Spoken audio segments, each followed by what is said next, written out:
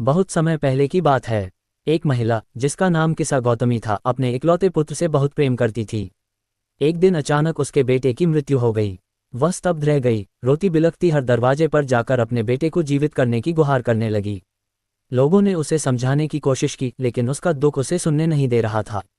किसी ने कहा, तुम भगवान बुद्ध के पास जाओ, वे ही तुम्हारी मदद कर सकते हैं।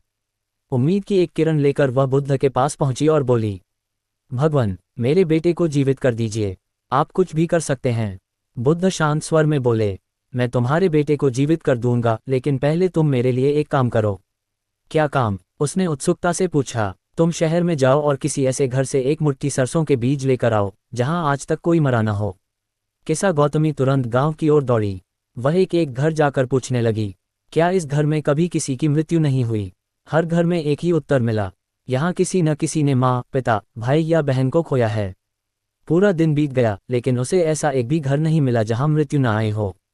धीरे धीरे उसे सत्य का बोध हुआ।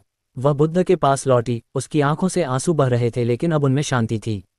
उसने कहा, भगवान, अब मुझे समझ में आ गया। संसार में मृत्यु एक सत्य है, कोई भी इससे नहीं बच सकता। बुद्ध मुस्कुराए और बोले, यही है दुख का मूल कारण, मोह और अज्ञान। जब हम इस सत्य को जान लेते हैं तभी दुख से मुक्ति का मार्ग खुलता है। उस दिन से किसा गौतमी बुद्ध की अनुयायी बन गई और आत्मज्ञान के मार्ग पर चल पड़ी।